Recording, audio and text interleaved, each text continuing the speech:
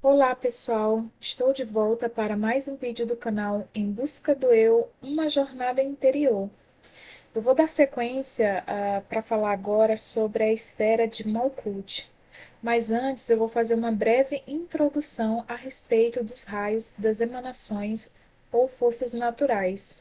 Bom, como já foi dito no vídeo anterior sobre as emanações, como aconteceu a descida dos raios através da árvore da vida, na formação do universo e na formação da própria, do próprio globo terrestre, em si, as emanações, energias ou forças naturais, como queiram chamar, elas desceram de uma forma inconsciente.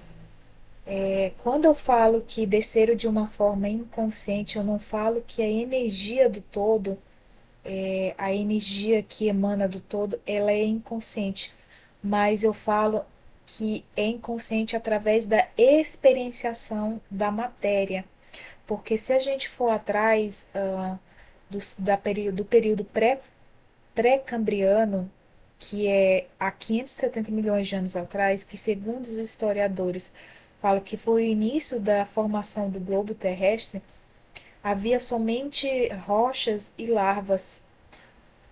E aí, conforme vai passando as eras, por exemplo, a era paleozoica, há 500 milhões de anos atrás, começam a surgir algumas espécies de plantas aquáticas e de alguns animais aquáticos também. Depois aparecem répteis e por aí vai. Quem gosta de história, né, vai achar bom essa questão de pesquisar sobre essas eras, que mostra exatamente esse caminhar da evolução da energia do todo através da matéria densa, ou seja, através de tudo que era criado, de tudo que era formado na Terra. Então aqui são vários períodos, bem de forma bem resumida, porque é muito assunto. E aonde eu quero chegar é o seguinte: o período Holoceno é o último período que, vamos dizer assim, é o período que encerra a pré-história. E aí começa o início da história em si, porque já tem aí a aparição do ser humano. Bom, da mesma forma que houve esses passos para que essa evolução acontecesse, ou seja, as energias elas foram ganhando consciência, as emanações foram ganhando consciência ao longo de eras, da mesma forma hoje acontece na mente humana, porque a princípio, quando as emanações elas descem da árvore da vida e atingem a mente humana, essas energias, essas emanações, elas são experienciadas através dos instintos. É somente após a diferenciação dos opostos que essas forças naturais, esses raios, essas emanações, elas podem ser experienciadas de uma forma mais pura, como um resplendor. A própria Joan Fortune, ela fala o seguinte, ela traz três ideias do texto Ietzerático referente a Malkuth. E um desses conceitos, dessas ideias, é exatamente que Malkuth ela é considerada a inteligência resplandecente. Isso porque Malkuth é a esfera que ilumina o esplendor de todas as luzes. Então ela dá um exemplo bem prático. Por exemplo, o céu que a gente olha hoje, quando a gente vê pela manhã ou pela tarde, vê aquele céu azul lindo, luminoso, aquilo ali acontece devido à refração luminosa de inúmeras partículas de pó que flutuam na atmosfera.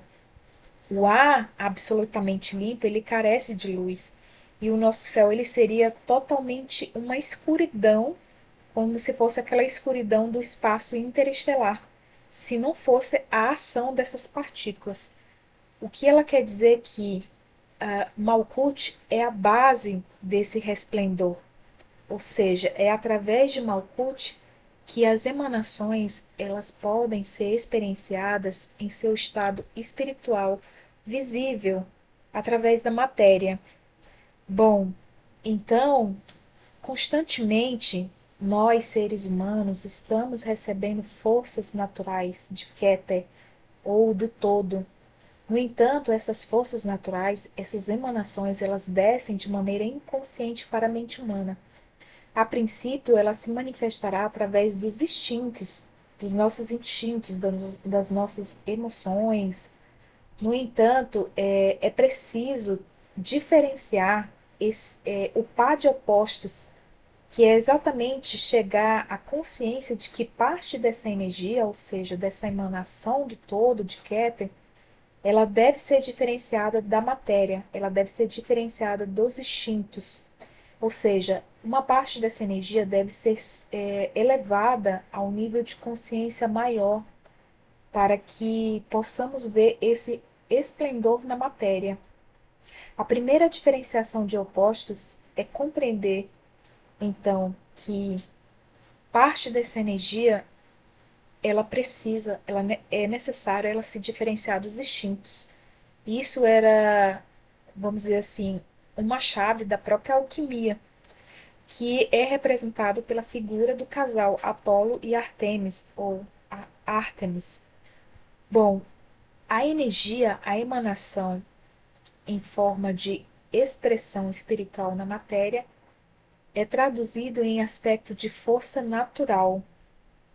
Para compreendermos um pouco em relação a exatamente o estado do ser único antes de entrar na matéria, o autor Pappus, no livro A Cabala, fala o seguinte: o Adolphe Frank, ele foi um filósofo judeu francês especializado em misticismo judaico. Quando perguntado de onde vem o homem e aonde vai, respondeu: o homem vem de Deus e a ele retorna. Adolphe Frank também relata que, por influência da queda do espírito na matéria, se é que a gente pode falar de queda, houve dois fenômenos que se produziram. E é exatamente esses fenômenos explicam o estado do ser único antes de entrar na matéria densa. Bom, houve primeiro a divisão desse ser único em uma série de seres andrógenos, Adãos e Evas. Segundo, houve a materialização e a subdivisão de cada um desses seres andrógenos em dois seres materiais e de sexos separados, um homem e uma mulher. É o estado terrestre.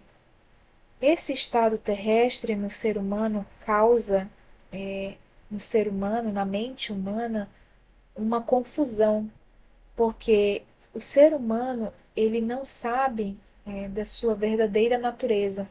Então, por isso, ele vai enfrentar aspectos de luz e de sombras do seu eu ignorado por longos anos, não porque assim o quis, mas porque não tinha consciência dessa completude em que antes de haver essa queda na matéria, ele tinha, né? Ele possuía essa completude. E, no entanto, o Adolphe Frank, no livro, vai falar de três fases principais sobre, sobre essa queda, né? Sobre esse fenômeno que aconteceu desse ser único ser dividido, enfim, né? Ele fala o seguinte: a primeira fase é o ponto de partida. O homem emanado primitivamente de Deus, no seu estado de espírito puro, ele é constituído de força e inteligência, Rockma e Binar, positivo e negativo, masculino e feminino, ânima e ânimos, Adão e Eva, formam um único ser. Cada homem e cada mulher hoje contém em si uma imagem dessa sua unidade primeva, que é representado pelos aspectos da emoção e da razão, segundo o Adolphe Frank. A segunda fase, que é da partida à chegada, na transição da partida para a chegada, o homem materializado ele é submetido à influência das paixões, ou seja, dos seus instintos, e deve voluntariamente e livremente reencontrar seu estado primevo. Ele deve recriar a sua própria imortalidade perdida. Por isso, ele reencarnará tantas vezes quantas forem necessárias, até que ele tenha sabido se resgatar pela força universal e toda poderosa entre todas, o amor. Já a terceira fase, que é a fase da chegada no plano material, no nível da matéria, e o seu retorno, o homem primeiro, ele deve reconstruir a sua andrógena, a sua andrógena primeiro, para reformar sinteticamente o ser primordial proveniente dessa divisão. Esses seres andrógenos reconstruídos devem, por sua vez, sintetizar-se entre si até se identificar com a sua origem primeva, que é Deus, o Uno. Bom, essa linguagem ela é encontrada exatamente na alquimia, um ser andrógeno que combina e integra dentro do corpo os elementos masculino e feminino. Um dos temas importantes da alquimia é o da conjunção de opostos na busca pela pedra filosofal, ou seja, o primeiro par de opostos que deve ser diferenciados e depois unidos nessa conjunção é exatamente a matéria e o espírito. Ou seja, a essência divina no homem não é um alvo chamando de fora, mas uma emanação, um raio ou força natural que se desdobra desde o seu interior. Nela, o espírito está encerrado na carne, carne espiritualizada de tal forma que os dois integram um só. Sua presença não se manifesta com a morte do ego, como alguns têm falado, né? Mas na verdade é através de uma humanização do eu arquetípico, um diálogo constante entre todos os opostos, com o ego e o eu interior divino, o eu sou, interagindo em um verdadeiro equilíbrio constante. Essa é uma parte do livro da Sally Nichols, né? É bem interessante como ela fala sobre essa questão da união dos opostos e esse equilíbrio. Quando um par de opostos eles são diferenciados e depois dessa diferenciação ocorre a conjunção, a união desses opostos, os opostos eles se excluem mutuamente. É necessário um terceiro fator que coloque esse par de opostos em um aspecto funcional, ou seja, um aspecto dinâmico. E em se tratando da árvore da vida, Tiferet, que é a representação da consciência superior, o eu sou, em que a individualidade ela se une à personalidade, só que entre essa união existe um intermediador, ou seja, existe um aspecto funcional que coloca esses dois opostos em um aspecto dinâmico. E esse intermediador é exatamente a esfera de Esode, que é a esfera da lua, do inconsciente. Bom, como já foi dito no vídeo anterior, é sobre a questão das quatro esferas, Netzah, Hod e Exot Malkuth representarem exatamente a unidade da encarnação, a personalidade, e Exod ele é o aspecto funcional do par de opostos do plano astral. Quando eu falo do aspecto funcional do par de opostos no plano astral, eu estou falando de Netzah, que é exatamente as nossas emoções, os nossos instintos, os nossos sentimentos, e Rod, que é o nosso aspecto mental, né, que é as nossas formas, pensamentos. Então, Iesod é o aspecto funcional dessas duas esferas. Então, quando a gente recebe emanações que vêm de Tiferet, que é essa consciência do eu superior, a individualidade, essas emanações, elas vão ser sentidas o quê? Primeiramente, como uma energia que vai ser experienciada nas emoções, nos instintos, nas formas pensamentos, naquilo que a gente pensa. E Exode é onde se concentra toda essa estrutura mental e emocional. E outro fator importante também é que Exode é exatamente de Exode que Malkuth recebe o influxo das forças divinas, ou seja, quando a força ela é emanada através de Keter e ela vem descendo pela árvore da vida, chega em Tiferet é como se a emanação ela se dispersasse, no caso, através exatamente dos instintos, né, do ser humano, desses aspectos emocionais e dos aspectos mentais.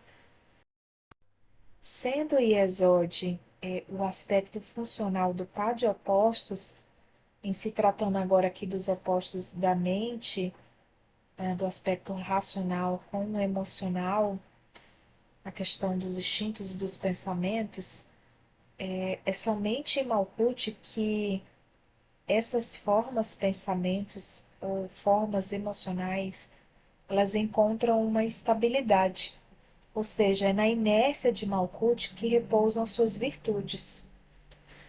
Outro fator importante que precisamos compreender é que no retorno do ser humano à sua fonte primordial, e essa fonte primordial nada mais é do que o encontro com o seu eu divino, essa união do espírito com a matéria, o ponto focal da evolução, ele começa exatamente a elevar-se de Malkuth.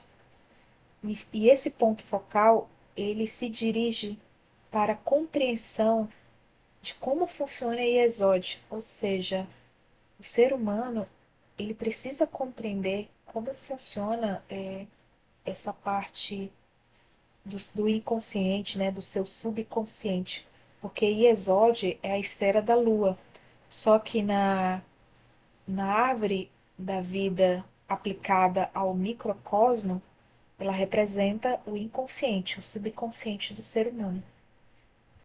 No próximo vídeo, a gente vai ver sobre essa questão da esfera de Iesod, né? Como é que funciona essa questão desse mecanismo, né, entre Malkuth e Iesod, né? E essa influência de Iesod em Malkuth. Bom, sobre esse ponto focal da evolução que começa a se elevar de Malkuth a Iesod, é interessante porque a própria ciência em si, ela começa a ultrapassar esse estado da matéria inanimada e começa também a ter em conta o lado etéreo e psíquico das coisas. É como se a evolução, todo o universo, ele se encaminhasse exatamente para esse retorno através da árvore da vida, né? De forma compreensiva através da árvore da vida. Bom, segundo o livro da John Fortune, ela fala o seguinte, que o próprio magnetismo do ser humano, ou seja, o seu corpo, a sua matéria densa, possui o magnetismo que vence o abismo entre Malkuth e Exod. E tudo que a mente superior, que é Tiferet, ela é capaz de conceber, pode facilmente ser trazido à manifestação na esfera subjetiva de Malkuth, através dos nossos pensamentos e das nossas emoções. Ou seja, tudo aquilo que a mente, agora que é a mente no seu estado de consciência, não a mente inferior, mas a mente superior, ela é capaz de conceber, pode ser trazido para a esfera subjetiva de Malkuth. E o ser humano, ele acessa essas informações exatamente através de Exod. E Exod, as manifestações de Exod, elas só podem ser percebidas, elas só podem ser percebidas através da visão interior. Segundo a John Fortune, ela fala que todo o problema de Malkuth consiste numa questão de canais e elos de conexão. Ou seja, esses canais e elos de conexão, eles têm que ser criados em Malkuth. O resto do trabalho, ele é realizado pela mente nos planos mais sutis. A dificuldade real repousa na transição do sutil ao denso, pois o sutil ele está mal equipado para operar o denso. Essa transição se efetua por meio do magnetismo das coisas vivas, orgânicas ou inorgânicas. Então, para que a matéria ela sirva de canal, de elo de conexão com o próprio espírito em si, com o seu eu divino, a sua essência, ela precisa existir um equilíbrio, né? A base ela precisa ter um equilíbrio para que essa energia ela flua de forma natural. A Malkuth ela é a esfera da forma, a coerência das partes. Salvo as correntes mecânicas e as atrações e repulsões eletromagnéticas, Malkuth ela depende das funções de Exode. A Diana Fortune ela dá um exemplo bem legal em relação a isso. Ela fala o seguinte: a relação de Malkuth com Iesod podemos comparar com o reino da terra como um grande navio em que a casa de máquinas representa Iesod. Então, para que o navio ele navegue, ele cumpra o seu curso, a sua jornada, a casa de máquinas ela precisa estar funcionando em perfeito equilíbrio. E, e essa casa de máquinas, ela tem uma outra ligação, que seria com o Tiferet, né? Que seria a força empregada nessa casa, na casa de máquinas, seria a força de Tiferet.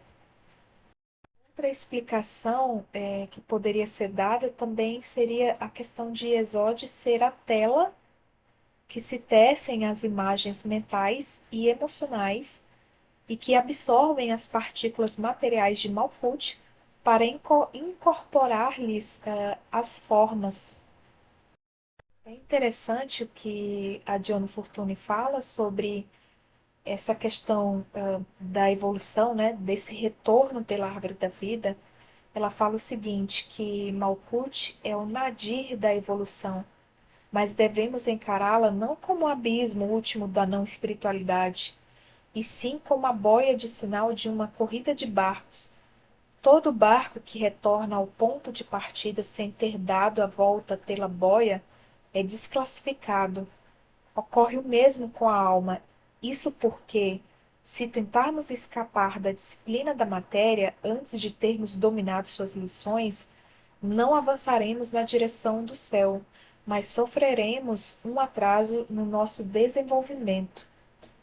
Isso tem muito a ver com a questão da dissociação, né? Jung também falou muito sobre isso, dos perigos em que o ser humano, por exemplo, inclusive eu até gravei um vídeo falando sobre isso, sobre o arcano maior, o carro, dos perigos do ser humano dele querer acelerar essa viagem, né? Esse seu retorno pela árvore da vida, utilizando apenas um dos cavalos, né? Porque o carro ele possui dois cavalos que representam exatamente a matéria e o espírito, né? O instinto, a força instintual e a força espiritual.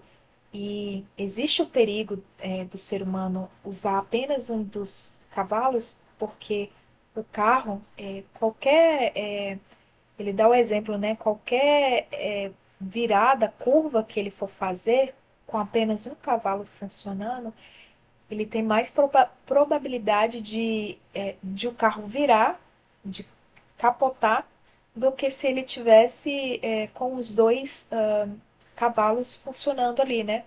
trabalhando em conjunto, em harmonia, em equilíbrio. Bom, a natureza exata da relação entre Exode e Malkuth, ela precisa ser claramente entendida.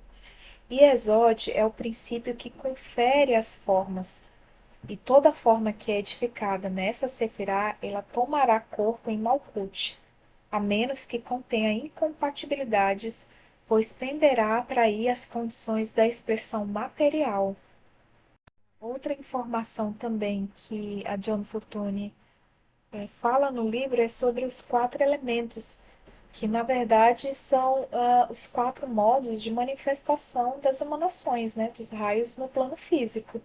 Só que esses elementos eles possuem o seu aspecto também sutil. Assim como a esfera de Malkuth, ela não é somente a esfera terrestre, ou seja, o aspecto denso, mas também existe o aspecto sutil e psíquico da esfera terrestre, que os alquimistas chamavam de alma do mundo, né? Então, assim, da mesma forma, os elementos eles possuem também esse lado sutil e psíquico. Nesse caso aqui, eu não vou adentrar nesse assunto porque eu acho que cabe uma videoaula somente desse assunto, porque ele é um pouco extenso. Mas só adiantando, cada elemento recebe um nome de elemental, que seria exatamente o nome do, o nome do elemento nesse aspecto sutil, né, psíquico. Por exemplo, o fogo seria o fogo elemental, e assim sucessivamente. A elemental, água elemental. Bom, três ideias surgem da meditação sobre o texto Ietzarático, relativa a Malkuth. O primeiro conceito, que trata-se da inteligência resplandecente que ilumina o resplendor de todas as luzes, ou seja, todas as emanações, já foi falado no início, que foi até dado exemplo a questão do céu azul, né, das partículas suspensas. Então vamos para a segunda relação, que é a relação de Malkuth com Binah, que é o segundo conceito. Na mitologia, a gente vê muito sobre a questão de uma deusa, né, representar o aspecto de uma energia. E em relação a Malkuth Binah, existe uma relação de uma deusa, que é a deusa lunar egípcia, Isis. Inclusive, existe até um livro, né, Isis Sem Véu, da Helena Blavatsky. Mas essa relação de Malkuth com Binah é exatamente a seguinte. Binah é a mãe celestial. Ela é considerada obscura porque as formas ali elas estão começando, né, iniciando no pilar das formas, né, é uma energia inicial. Malkuth é a noiva do microprosopos, ou a mãe fértil brilhante, porque Malkuth ela vai dar forma, né, aquilo que começou lá em Binah. Então, ambos os títulos correspondem aos aspectos duais da deusa lunar egípcia Ísis, sendo aquele o aspecto positivo, que é Binah, e o aspecto negativo, no caso, Malkuth. Bom, Binah é a mãe superior e Malkuth a mãe inferior. As características dos vários deuses e deusas eram utilizados como uma forma pictográfica para indicar ideias abstratas e definidas. A questão é que todas as deusas, elas são grandes mães e todos os deuses são dadores de vida. A diferença não reside na função, mas sim no nível em que essa energia ela funciona. Então, conforme a emanação ela vai descendo nos níveis, ela vai ganhando aspectos diferentes, mas a função é a mesma, só que em nível diferente. Então, Binah, a mãe celestial obscura, é o aspecto superior de Ísis, mas esse aspecto ele é estéril, porque o polo positivo é sempre dador de estímulo. e nunca o produtor do resultado. Já Malkuth, a mãe fértil brilhante, a deusa da fecundidade, indicando assim que o resultado final da operação de Ísis chegou ao seu ápice no plano físico. Pessoal, essa parte aqui é bastante interessante e também é necessário compreender como, conforme as emanações elas vão descendo pela árvore da vida, ou seja, as energias, as emanações, elas vão acessando níveis diferentes. É como se a energia ali ela vamos dizer, transmutasse ali, a energia ela recebesse uma roupagem diferente a cada nível que ela atua. Então, Afrodite, o aspecto positivo da potência feminina, existe a lei da polaridade alternante. O que é negativo no plano exterior é positivo no plano interior e vice-versa. Inclusive, eu tentei explicar isso no vídeo que eu postei aqui sobre compreendendo as polaridades através da árvore da vida, em que uma energia no seu nível espiritual, ou nível celeste, ou nível interior, é diferente da energia, dessa mesma energia aplicada na matéria. E para compreender isso, eu trouxe essa parte aqui, né? Ou seja, a Afrodite, o aspecto positivo da potência feminina, é quem confere estímulo magnético ao masculino espiritual negativo. Ou seja, netizar, né? Netizar, ela que emana força para Rod. Rod está no aspecto feminino. Isso espiritualmente, interiormente. Porém, no plano exterior, ela é negativa, porque a sua influência, quando ela chega em Malkuth, ela deve entregar a palma a Ceres e desaparecer. Ou seja, Afrodite, quando ela, ou Vênus, né, que é mais conhecida, quando ela chega em Malkuth, ela não deve atuar como Vênus em si, né? Ela deve atuar como Ceres. Ceres ou Deméter, que é a deusa da fertilidade, da abundância, porque Vênus ela exerce uma influência muito perturbadora nos assuntos terrestres. Ela distrai dos negócios sérios da vida, né? Segundo a John Fortune. Então, a Vênus, que é mais conhecida como a deusa do amor, ela é aplicada no mundo interior, ou seja, aquele amor que foi falado no início do vídeo, em que o ser humano ele precisa aprender a resgatar a unidade primeva, ou seja, recriar essa unidade primeva dele, resgatando as suas partes, né? Usando exatamente o amor, que é Vênus, Netizar, isso é aplicado no interior. Porque no exterior, como foi explicado no vídeo que eu estou falando sobre as polaridades, ela vai tentar usar toda essa influência dela, ou seja, toda essa energia dela, querendo achar, vamos dizer assim, na matéria, aquilo que só pode ser encontrado no mundo interior. Então, por isso que existe toda essa confusão mental, né, dessas energias. Aí, para uma, assim, maior explicação ou maior compreensão, seria o seguinte: a Vênus ou Afrodite, ela representa a força celeste. Só que quando essa força celeste ela encarna na matéria densa, essa força celeste ela sofre uma mudança. E aí ela é representada por Ceres ou Diana, ou Deméter, né? Como eu falei, que é a deusa da abundância, da fertilidade.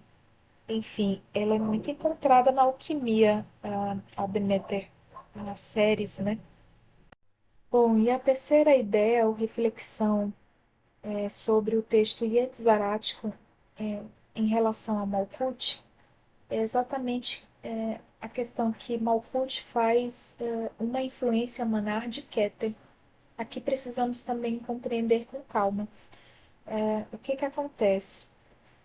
Os quatro quadrantes em que Malkuth se divide, existe uma chave bem preciosa. Os quatro elementos, que são a terra, o ar, o fogo e a água, em seu aspecto sutil, são os quatro tipos de atividade. Bom, aí ela fala o seguinte: o fogo ele é representado por um triângulo, do qual uma das pontas está voltada para cima. O ar por um triângulo semelhante atravessado por uma barra, indicando assim que o ar ele tem uma natureza semelhante à do fogo, porém mais densa. Aliás, não estaríamos errados se chamássemos o ar de fogo negativo ou o fogo de ar positivo. A água ela é representada por um triângulo voltado para baixo e a terra pelo mesmo triângulo atravessado por uma barra. E a esses dois símbolos se aplicam os mesmos princípios anteriores, ou seja, de que o símbolo da terra é uma, indica uma natureza semelhante à da água, porém mais densa. Então, a John Fortune fala o seguinte: supondo que a gente faça uma sobreposição desses elementos na árvore da vida, o ar, que é essa forma inerte, ficaria na posição de Keter. Keter é uma força latente, mas não tem forma ainda, né? É o início da força. Aí a gente pegaria o elemento fogo, que é uma força incondicionada. Tanto é que se a gente pegar o fogo e virar ele de cabeça para baixo, ele sempre vai ficar na posição vertical. Então ele é considerado uma força incondicionada, seria então Tiferet. E a gente pegaria o elemento água e colocaria exatamente na esfera de Exod e a, a terra em Malkuth. Então, nos mitos antigos, o Ar, ou Deus do espaço, ele é, na verdade, o pai do Sol, o fogo celestial. A água é a matriz da terra, é onde se forma, né, tudo aquilo que vai virar, que vai virar matéria, que vai virar terra. Keter, o espaço, ofusca Tiferet, o centro solar. E a esfera aquática de Exod, no centro lunar, ofusca a esfera terrestre de Malkuth. Quando estabelecemos essa sobreposição, percebemos uma coisa que acontece.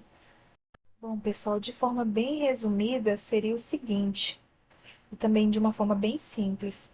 Quando a matéria, quando a energia contida na matéria, ela começa a despertar e começa a elevar-se para esse retorno, ou seja, para o céu, né, para Tiferet, enfim, essa energia na matéria, na força terrestre, ela é chamada de terra positiva no nível celestial.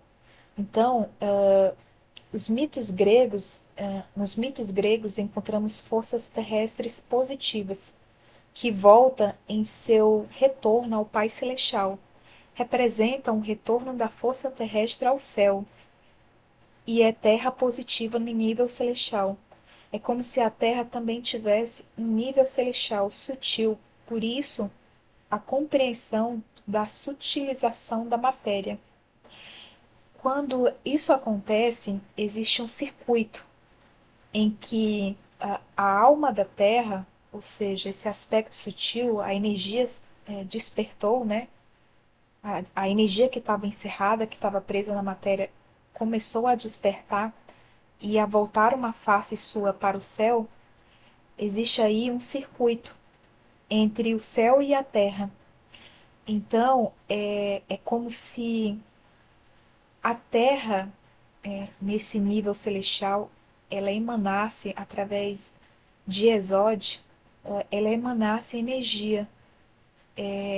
E, e o contrário também é verdade, porque Keter faz também emanar uma energia para Malkuth. Ou seja, existe aí uma troca de energias, né? Uma fluidez de energias através de Exode e através da supraconsciência que é Keter. Ou seja, existe uma inspiração na própria consciência, a mente do ser humano, né? Dessa troca de energias, dessa troca de fluir de emanações. Então, isso explica essa terceira ideia do texto Yetzarático em relação a Malkuth fazer emanar uma emanação, né, de Keter. Aí, só explicando sobre essa sobreposição, por que que foi colocado o elemento ar lá em Keter e não o elemento fogo? Porque o ar, ele sendo uma forma inerte, ou seja, é uma energia inicial Keter, é uma energia latente, só que essa energia ainda não tem forma. Então, o ar, o elemento ar, caberia nessa sobreposição aí. O elemento fogo, como Tiferet, o elemento água, que seria Iesod, e Malkuth como elemento terra. Lembrando daqueles exemplos lá, né, sobre a questão de, por exemplo, o ar ele ser uma forma de fogo, só que uma forma mais densa. E a questão da água em relação à terra também, né? A terra seria água, só que numa forma mais densa. Aí daria bem essa sobreposição. Que só explicando sobre o que aparece, né, no desenho da própria esfera de Malkuth, ela é dividida num quadrante. Esse quadrante ele é dividido por uma cruz de braços abertos, o que representa o equilíbrio perfeito dos quatro elementos. E esses quatro elementos lembra que não é só os elementos físicos, mas é os elementos em seus estados sutis, psíquicos, né? E cada quadrante ele possui uma cor e cada cor está relacionada com o reflexo da Sefirah que Malkuth ela absorve, né? Então, o citrino ele está voltado para Yesod, é o reflexo de Yesod e Malkuth. O negro é a Quilofote, a oliva para Netzah e o castanho avermelhado para Hod. Ou seja, são os reflexos dos três pilares e da esfera quilofótica atenuados e filtrados pelo véu da Terra. Sobre essa questão da quilofótica, da esfera quilofótica, eu acho que merece também uma videoaula separada, porque o assunto é um pouco extenso e necessitaria também de uma explicação mais detalhada. Mas só para a gente ter uma noção, a quilofote, na verdade, eu nem sei se fala se é assim que se pronuncia, mas ela significa uma energia desequilibrada que aconteceu exatamente numa transição. Eu não vou explicar em detalhes ainda, mas essa energia desequilibrada ela precisa ser filtrada pela Terra, ou seja, ela não pode retornar à, à evolução na árvore da vida enquanto ela não for equilibrada, aliás, filtrada, né, pela Terra e equilibrada para que ela possa fazer esse retorno à origem. E aí tem vários autores falando de forma bem horrenda, né, sobre essas quilofotes que eu já ouvi, mas assim, a explicação que eu vi no livro é uma explicação que faz totalmente sentido. Então, assim, eu vou trazer esse vídeo depois para explicar com mais calma também. Bom, chegando ao final do vídeo já, essa parte aqui eu não me recordo se eu coloquei no vídeo anterior, mas se eu tiver colocado, vai ser uma repetição aí. Então é o seguinte, quando vivemos uma energia ou emanação, necessariamente iremos experimentá-la nas mais variadas formas ou em níveis diferentes. Isso inclui o lado oposto da própria energia em questão, pois a luz, antes de ser luz, primeiramente se encontra em estado de sombra. Só podemos de fato estarmos conscientes de algo quando experienciamos os seus opostos. A consciência nasce do contraste entre os opostos. Daí, quando os resultados das experiências são gravados na nossa consciência, é que realmente podemos escolher a forma adequada ou a forma que corresponde à natureza do eu sou, da nossa consciência, da nossa essência divina, né? Do eu divino. É como se fosse um processo de tentativa de erro e acerto. O que eu quis dizer é o seguinte, é que constantemente nós estamos recebendo energias de Keter. Essa energia, como eu tentei explicar no início do vídeo, ela não é assimilada pela nossa consciência, porque essa energia ela é informe, ela não tem formas. E a nossa mente, a nossa consciência, ela só consegue captar aquilo que possui formas. Então, a princípio, essas energias, emanações de Keter, elas são inconscientes. E aí, conforme a gente vai experienciando elas, através das formas que nós, seres humanos, possuímos, que são os nossos instintos, nossas emoções, as nossas formas, pensamentos, a gente vai, é como se a gente fosse adequando essa energia, né, essas emanações de Keter que passa por Tiferet, enfim, e chega até a nossa mente, é como se a gente fosse adequando essas energias, procurando ali uma forma que se adequasse perfeitamente naquilo que é a representação do princípio de Keter, né? Da emanação de Keter, da emanação de Tiferet. Só que antes que isso aconteça, é, a gente é como se a gente tivesse que experienciar essas energias, essas emanações em coisas que não são muito agradáveis, que são os nossos instintos, né? São as nossas emoções, são as nossas reações. Então, quando a alma humana ela está passando por um período de transição, ou seja, que é esse período de voltar-se para o espírito, né, para o eu divino, a princípio o ser humano ele não compreende. Ele sente as energias dentro de si, só que é muito confusa, existe muita confusão mental.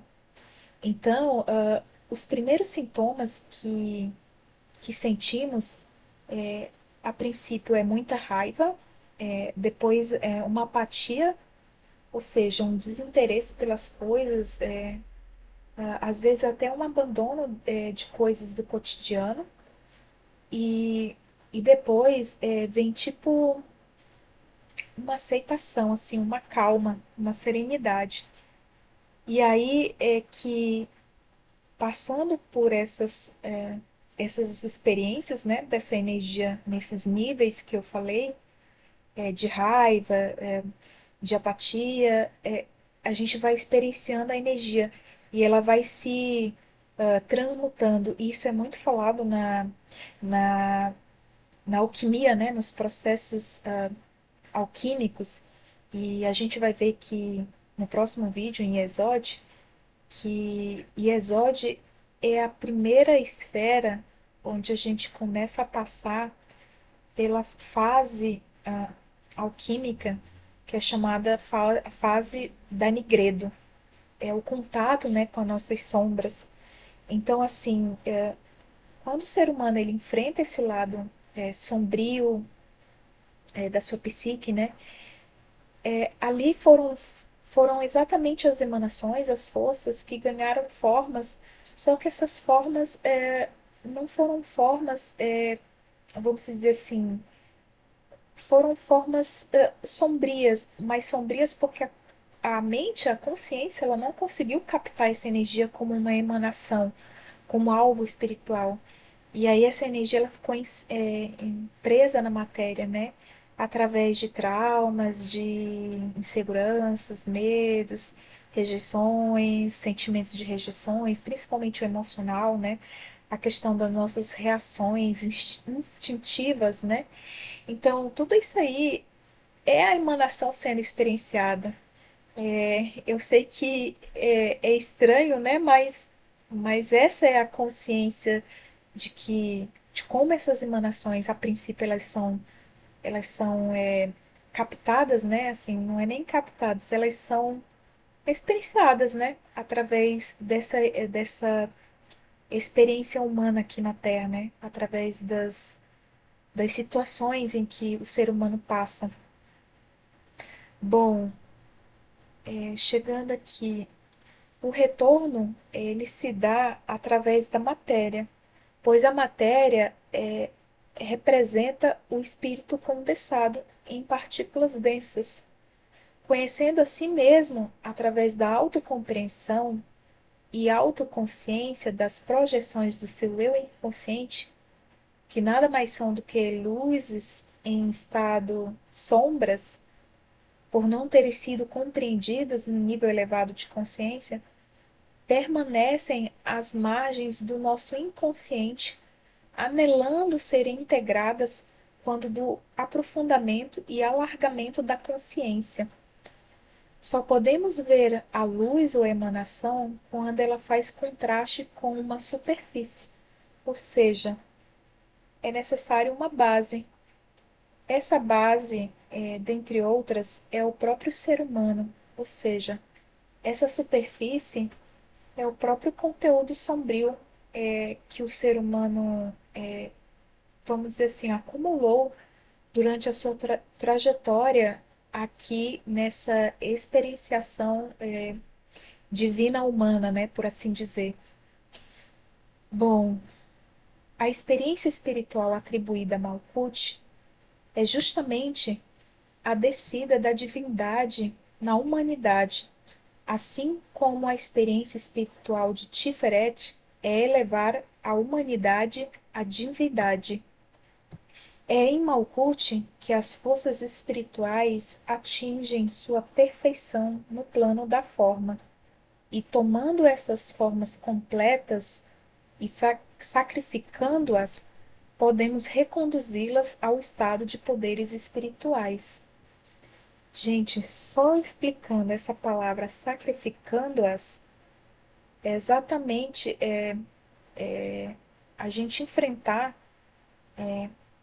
essas formas que foram adquiridas, essas formas sombrias, né? Que a energia ela tomou essa forma de um lado psíquico sombrio. Essas formas elas precisam ser sacrificadas, tá?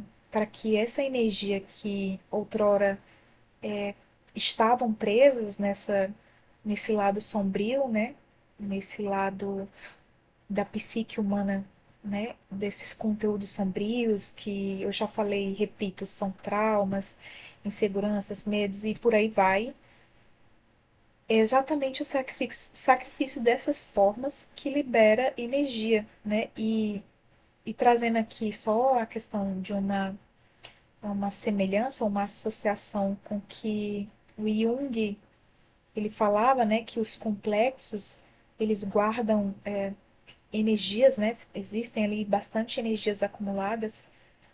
Então, esses complexos, quando eles são liberados, quando eles são ressignificados, né, curados, eles liberam essas energias. E aí essas energias elas podem ser integradas ao eu superior, né? A, ou seja, podemos reconduzi-las ao estado de poderes espirituais. Bom, pessoal, é isso. Tudo que eu tinha para falar, aqui eu coloquei no final os links, mas eu vou colocar abaixo do vídeo os links sobre as pesquisas, né, sobre as eras, quem quiser pesquisar, se aprofundar, o conteúdo é extenso, mas vale a pena. E os livros aqui que foram usados foram esses aqui. A Cabala Mística, a Formação em Tarot Terapêutico, do Vichpramad, O Poder do Agora, do Eckhart Tolle, e a Cabala, o autor Papos. Bom, é isso, pessoal. Se você gostou do vídeo, se inscreva, ative o sininho, dê o seu joinha e a gente se vê nos próximos vídeos. Tchau, tchau!